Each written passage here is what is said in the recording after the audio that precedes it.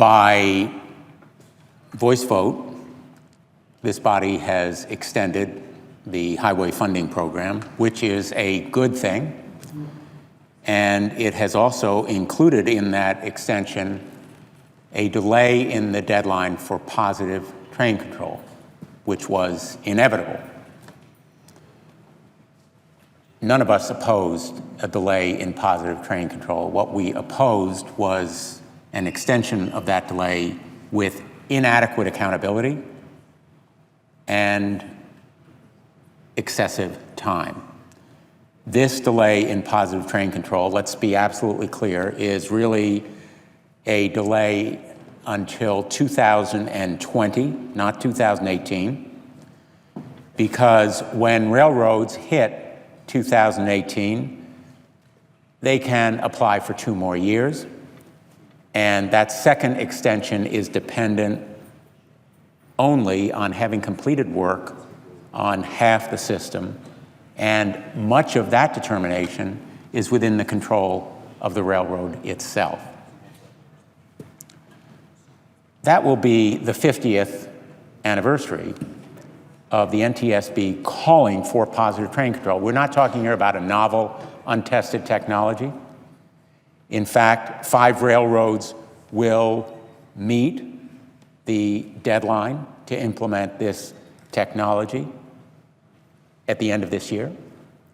Clearly, all could have at least sought plausibly to meet that deadline. If they had a reason for failing to do so, they should be required to present it case by case, year by year, with a firm deadline of 2018.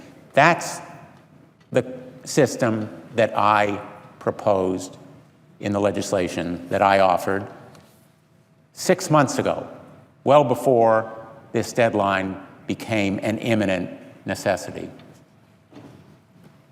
46 years ago, 2 passenger trains collided in Darien, Connecticut, killing 4 people. There have been similar crashes and catastrophes since that time, resulting in nearly 300 deaths and 6,700 injuries and incalculable economic losses. The worst of those cases was a crash in California, in fact, Southern California, in 2008, killing 25 people. Another took place in the Bronx in 2013. Many of us, having visited this site in the Bronx, having observed the remnants of this derailment, are closely familiar with it. My colleagues in California and New York have been ardent advocates of positive train control, and I thank them for their support. These examples are only a few of the many instances of death and destruction over decades that could have been prevented by positive train control. Positive train control could have prevented spite and dival. It could have prevented other repeated instances of death and destruction that resulted from trains speeding excessively and thereby derailing. It could have prevented trains from colliding. It could have prevented drivers from ignoring signals. It could have prevented death and injury around the country with economic losses far exceeding the cost of installing positive train control.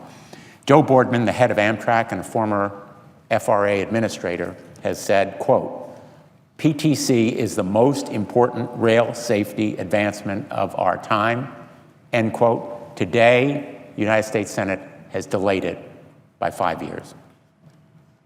There are reasons, and there is blame enough to go around.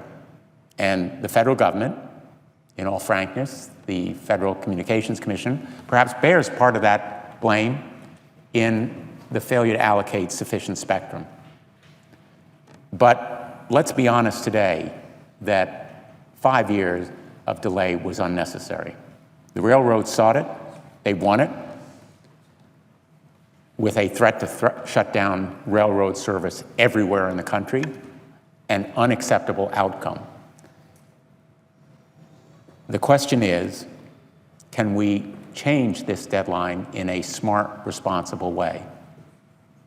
And unfortunately, the action today rewards the dilatory with unnecessary delay. Congress has sent a message that these deadlines can be avoided without repercussions and responsibility. That's bad policy. It's a bad process. I regret it.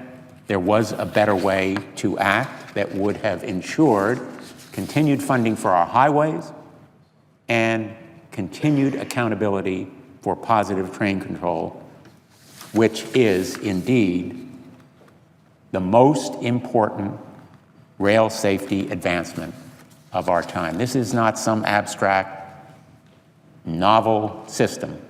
It's been around, it's been used, it's been tested, and I regret that today it has been delayed unnecessarily.